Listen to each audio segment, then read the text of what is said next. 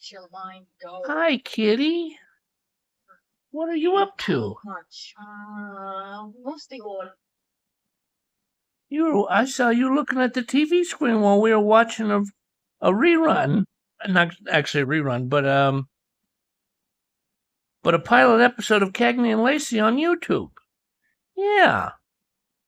You must have liked what was going on. You looked at the TV with interest. That just goes to prove that cats are understanding people. They're understanding creatures. Yeah. What do you think's going to happen next? Huh? Do you think that prostitute's going to be convicted of murder? Or do you think she's going to get off the hook? Huh? What do you think? You'd rather not say, you just want to think about cat stuff. Okay. Have fun. Hi, YouTube fans. This is Matt, a post-April 6th YouTube channel. I hope you guys are having fun. I really hope you are. Well, even though I cannot display any of it on my this YouTube vlog, because that may be a serious copyright violation or a YouTube community guidelines violation. But what I'm doing right now is I am watching the pilot episode of Cagney and Lacey, and Tyne Daly plays Mary Beth Lacey, and instead of Sharon Gless, who was better known as Christine Cagney or Chris Cagney, it is being played by an actress who was one of the leading stars of the TV series MASH, Loretta Switt, who, quite unfortunately, just a few months ago, she passed away. She must have been suffering from an illness, and she got fairly old. She was, okay, after I very carefully thought this over and calculated it, she was roughly about 86 years old when she passed away. And she was a very attractive lady. She had a very good voice, and she was a pretty good actress, I think. She really was. And she played, like I've already mentioned, Detective Chris Cagney. And where things are now was a woman who was a prostitute who had either a husband or a boyfriend who was presumably a live-in boyfriend, who was the pimp. He got murdered in her apartment. Yep. But who actually committed the murder yet? I don't know yet. So I'm going to keep watching and see what happens. So please stay tuned. I should have an answer here in a few hours or however long it's going to take. So please stay tuned.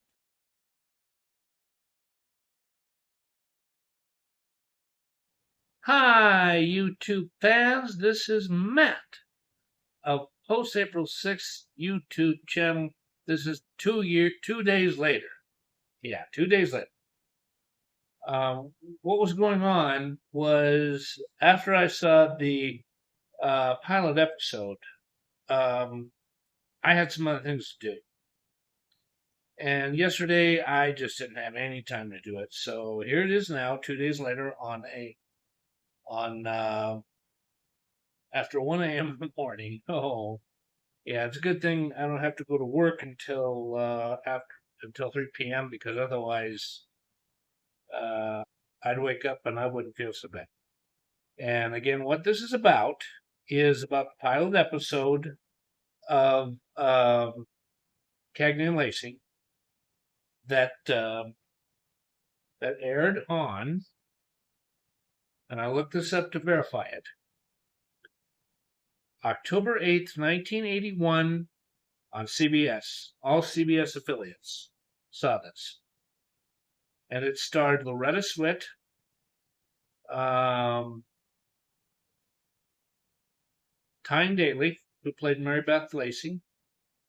And I didn't look up the entire staff, but Carl Lumbly, the man who was Detective Rob Petrie,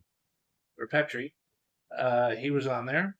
And so was Al Waxman, the man who played Lieutenant Bert Samuels. You know, the guy who was the big boss. You know, the guy who pretty much, if he might have been more than a lieutenant actually. He might have been like a lieutenant slash assistant to the chief of the detectives. But you know, he was a guy who always ran the show and who called a lot of the shots. And the other thing that was interesting, actually, why don't I do it from this angle? Even though this thing looks a little bit crooked, you know, what can I do? My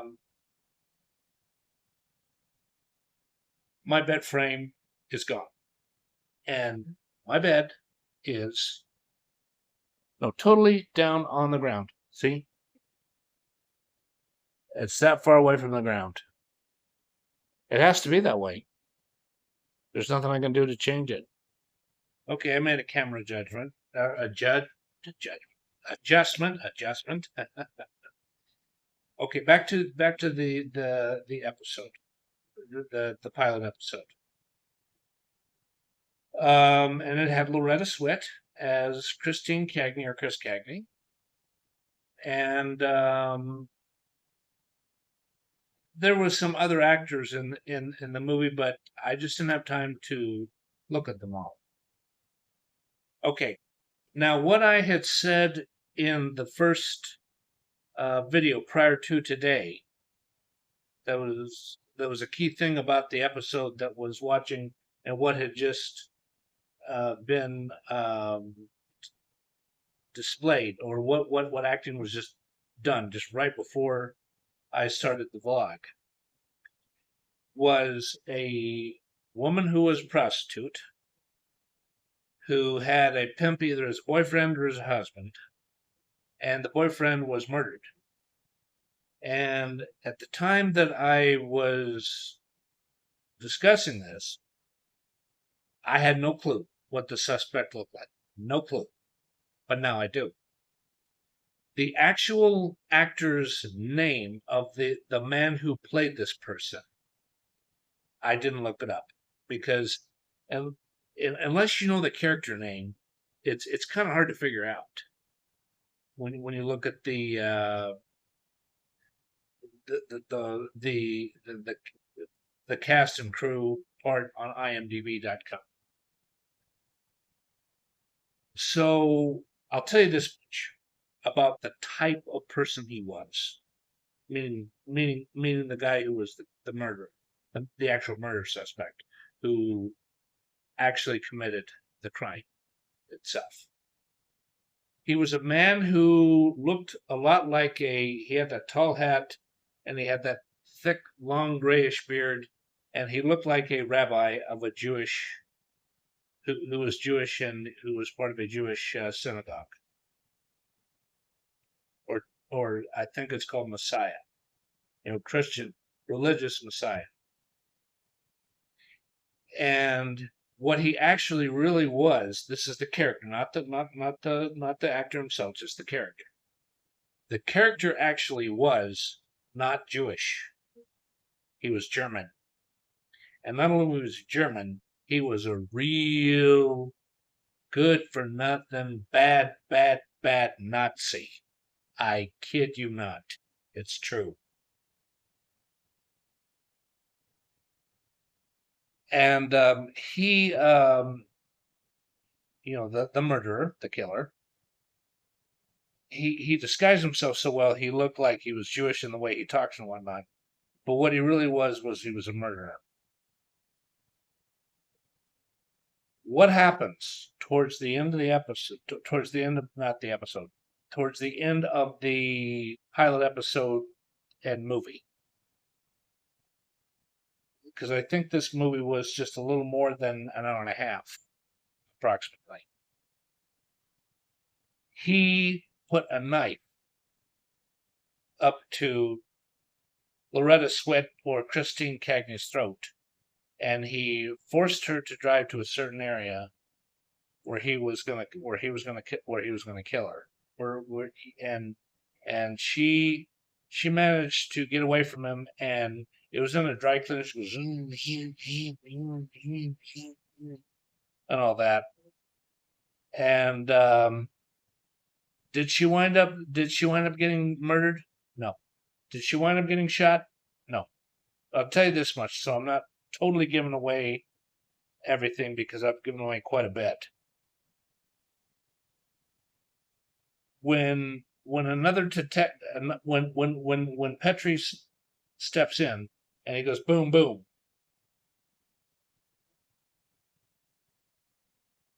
and he goes down because he winds up getting shot. Mary Beth steps in and she chews Christine out, but then Samuel steps in and he kind of goes, "Hey, that's enough. That's," or something to that effect. And he says to her, "Nice work." So the big lieutenant detective was happy. And then what happened next? Even though it was good, I'm not going to give anything away. You have to look at the episode through streaming that you can do for a small fee, or that you can do for free, or what you can see on YouTube. Okay. So now why don't I go ahead and start talking about Cagney and Lacey, the TV series, instead of just the pilot episode. Okay. For the first 6 episodes, that was actually literally season 1. It says season 1, 6 episodes. The first release, or the first, season 1, episode 1, aired on March 25th, 1982. Last episode that put an end to season 1, this was episode 1, season 1, episode 6. Gosh. It was released. It's also known as last release. Last episode of the season. June 28th, 1982. Again, June 28th, 1982. Now, here's what was going on before season 2, 3, 4, 5, 6, 7. Season 2 has 22 episodes. And the first episode was October 25th, 1982. And the last episode was May 9th, 1983. Season 3, 7 episodes only. Come to think of it, I don't know this for sure, but I personally believe, because I remember hearing about it many, many, many years ago. There was some issues or something going on where they almost canceled the TV series. But whether that's true or not, here are the actual release dates, first and last. First episode. This would be season 3, episode 1. March 19th, 1984. Last episode, May 14th, 1984. Season 4, 22 episodes. October 15th, 1984. Last episode, April 8th, 1985. Now here's a little personal note that it relates to the episode on one hand, but on the other hand, it's just me personally speaking my mind.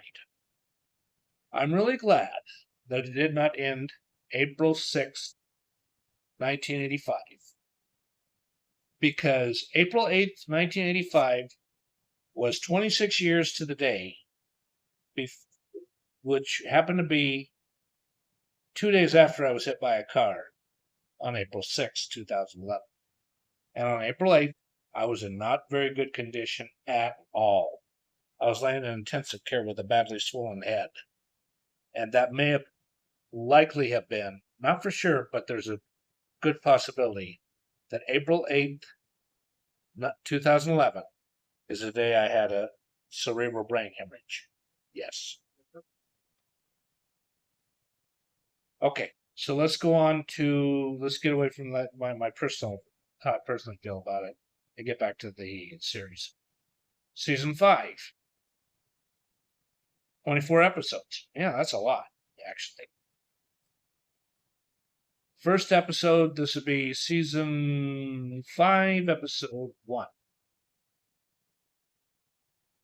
September 30th, 1985. Last episode, May 26th, 1986. I think, even though I'm going back to personal things again, me personally, I think that was about the time that I went on a flight to Texas to go see my Uncle Larry and their family with my mom and dad. Okay, Season 6. 22 episodes. September 29th, 1986. First episode. Last episode, March 30th, 1987.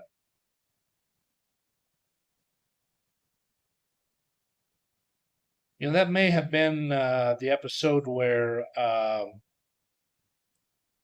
Christine Cagney, played by Sharon Gless, really goes off the deep end, and she goes on a major binge drinking lots and lots and lots of alcohol in her apartment. She did a no call no show for 7 days. Not good. Okay, let's get on to Season 7. 22 episodes.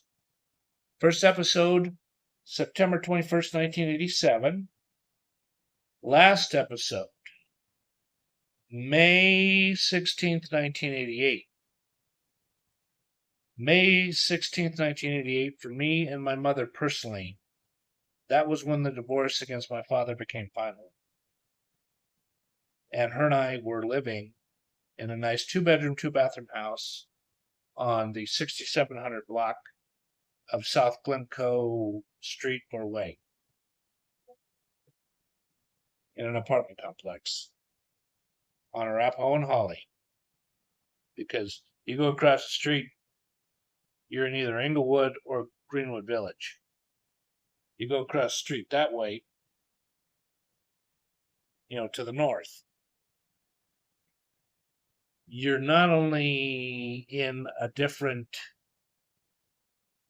school district, you're with Cherry Creek Schools instead of the other way around.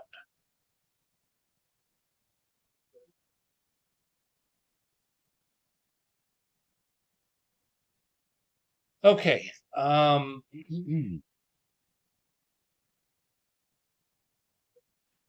don't I go ahead and discuss some other things?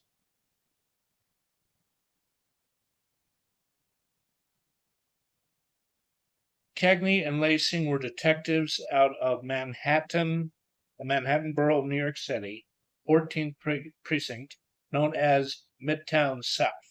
Now, in real life, it may be what it's called as well, but in the episode, it's known as Midtown South. I talked about the pilot episode, and it says development. Producer Barney Rosenweig was influenced by the feminist movement through his then-girlfriend Barbara Corday, who recommended to him Molly Haskell's book From Reverence to Rape. So the book From Reverence to Rape may have inspired Cagney and Lacey TV series. But what was in From Reverence to Rape and what was in Cagney and Lacey, probably at least there was probably some things that were different. They weren't both exactly the same to a T. And it says, From Reverence to Rape, which analyzes depictions of women in film, Haskell's book claimed there had never been a female buddy film. Okay. And Rosenweig sought to make one. A comedy initially titled Newman and Redford before changing the title for legal reasons. Corday and Barbara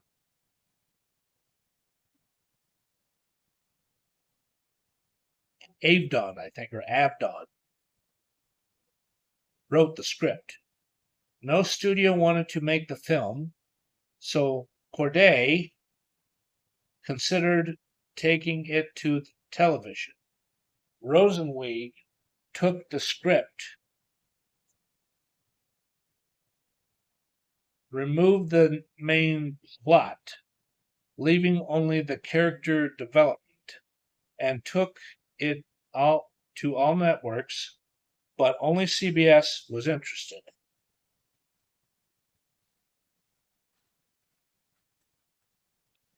Now, even though I've already mentioned some cast, I'm going to say them again anyway. Loretta Switt, pilot movie. Meg Foster, season 1, like I've already said. And Sharon Gless. She was the one who really flipped the switch in the series, I think. Her and Mary Beth equally did it. As Sergeant Christine Cagney. Tyne Daly as Detective Mary Beth Lacey. Al Waxman as Lieutenant Albert Samuels, he went by Al Samuels. John Carlin as Harvey Lacey Sr. And it says in parentheses, season 1 through 7 and 1990s movies. Ronald Hunter as Harvey Lacey Sr. Okay, so that means that the one who played Harvey Lacey Sr., a man named Robert Hunter, he was only in the pilot episode only. That was it. Carl Lumbly, a Detective Sergeant Marcus Petrie. I thought it was Rob Petrie, but it was Marcus. Huh. Maybe it went by Rob. I don't know. I guess he went by Petrie. Shucks. So if the people who were part of the production of Dick Van Dyke, I deeply apologize for getting that wrong. I should have known better. Okay, Martin Kove, Kove, as Detective is Becky. Sidney Clute as Detective Paul LaGuardia. Yeah, he was a gray-haired gentleman. Always had that neat little old school bow tie as a tie, as a necktie, bow tie instead of a regular necktie. Barry Primus as Sergeant Dory Crenna. Oh yeah, Dory McCrenna. Yeah, he was the one. He snorted too much coke. I think he was only in a few episodes. Yeah, for 1 or 2 episodes. Harvey Atkin as Desk Sergeant Ronald Coleman. Dan Shore as Detective Jonah Newman. Paul Manti as Detective Al. I believe that the last name would be pronounced Corasa or Corasa, or yeah, Corasa. Robert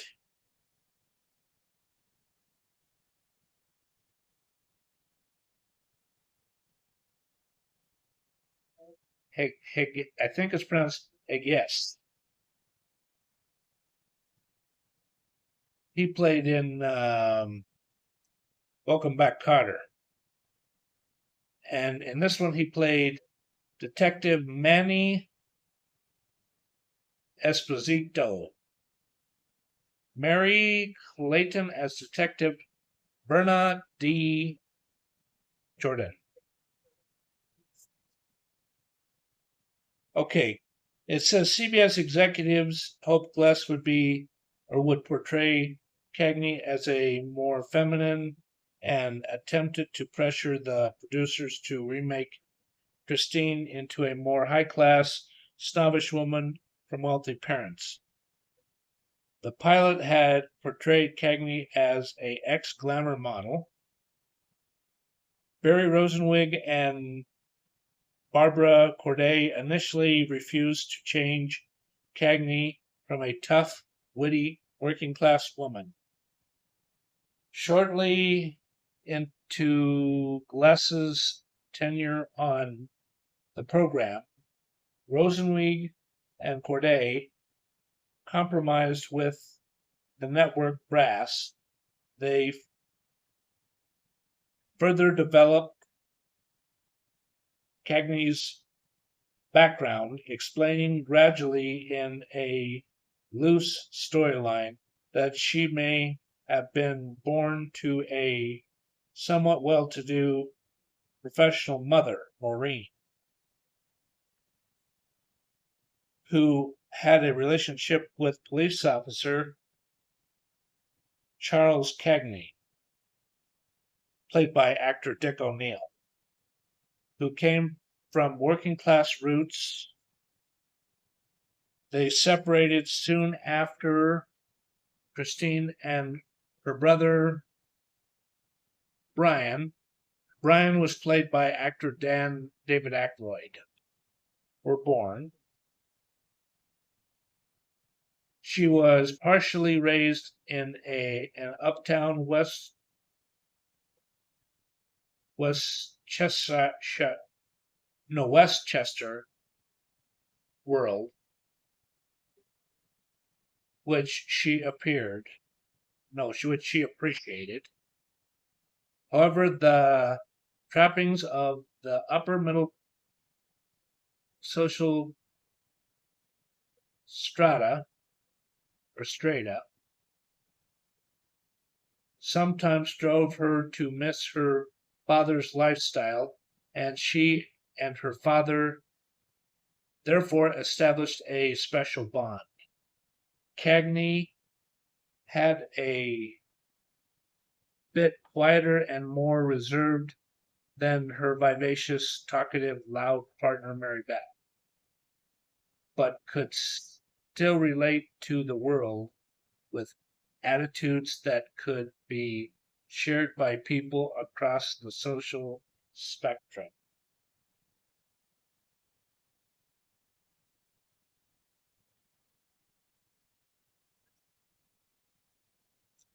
It says here that actor Sidney,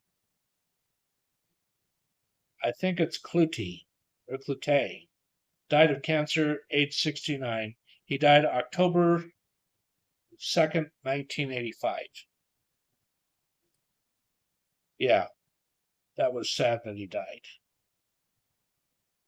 And had completed filming a few episodes of the 1985-86 season.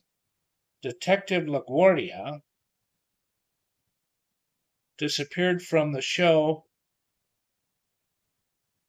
was explained by saying he had retired from the 14th precinct and moved to New Jersey with a new female companion less than half his age. To honor Cloutey, the producers kept his name on the opening credits for the rest of the series.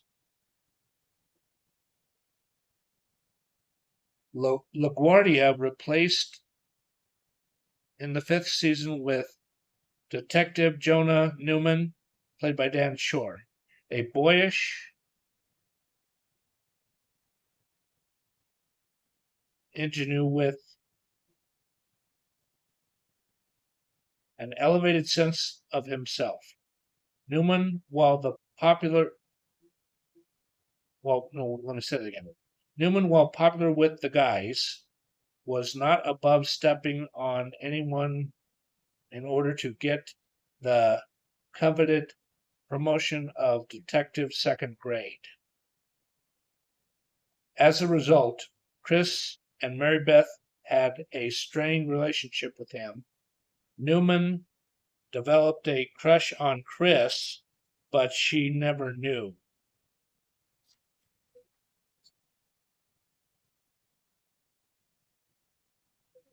Newman was parted with veteran Al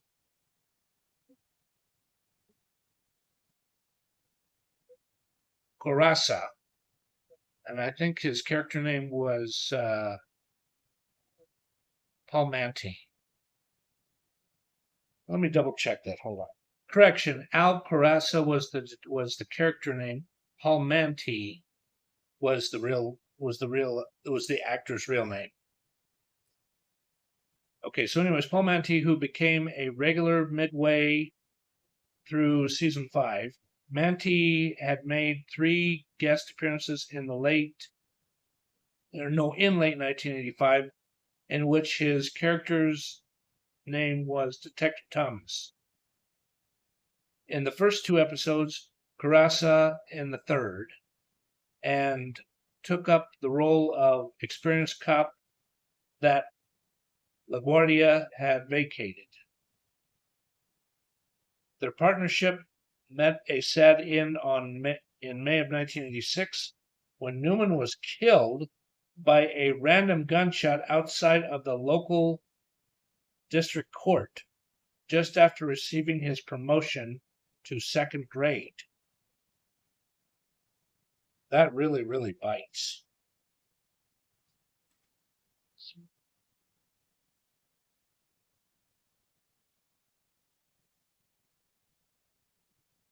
Okay, I think I might have an answer as to what happened about the cancellation and return. I did a lot of reading, and I'm really confused as to when this happened. So I'm going to have to just make the best assumption I can. I personally think that after season 2 ended, and I believe it was around May 10th of 1983, the CBS wanted to cancel the second time. And then what happened is by the end of 1984, they canceled either a second time or a third time, meaning that season 3 ended in 1984. And then there was this. And here's what I read, and this I think is accurate. It says Cagney and Lacey went back into production in January of 1984 and returned to the air on March 19th of that year, meaning March 19th, 1984. Yeah, I just did a double checking, and that's accurate. That's accurate.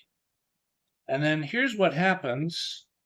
Somewhere around, I would assume March of 1984, on the cover of the TV Guide, it says TV Guide, celebrate the show's return with the cover reading. I mean, even though it didn't say this on TV Guide, that's just a sentence describing what TV Guide did. It says, "Welcome back, Cagney and Lacey.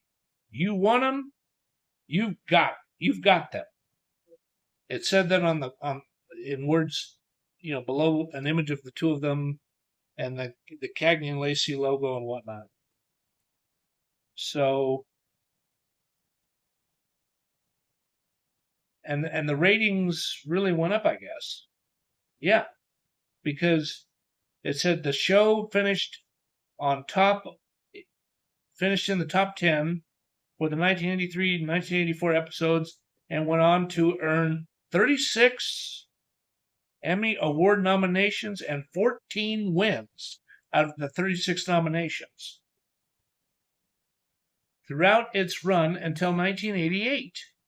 So I guess what that means is the 36 nominations happened between 1983 and 1988.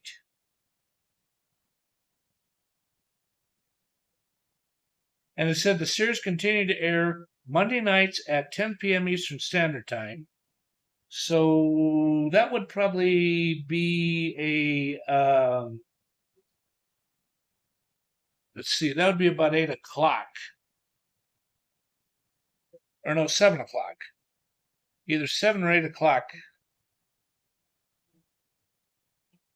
Mountain Time.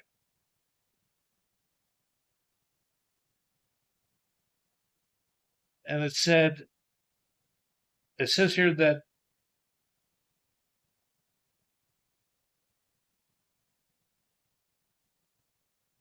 it was holding its own against the ABC Monday Night Football and the NBC Monday Night at the Movies. Midway through the 7th season, Cagney and Lacey was moved to Tuesday nights, 10 p.m. Eastern Standard Time. Yep. Okay, so enough about that. And I've done already quite a bit of talking here. So, before I end the video, why don't I talk about this? Here are 5 different movie stars who did guest appearances or special appearances in Cagney and Lacey. Jonathan Banks, Bill Pullman, Forrest Whitaker, Doris Roberts, which I've already talked about, and C.C.H. Pounder. She is really a unique, one-of-a-kind actress, C.C.H. Pounder. She really, really is. Yes. And I think when me and my mom moved in together, I think 2/3 of the way through the series, the final series, season 7, I think me and Mom just stopped watching it. We didn't have any interest anymore. That could be wrong. That may not be accurate, but I think that's what happened. Well, thank you everyone for listening to this about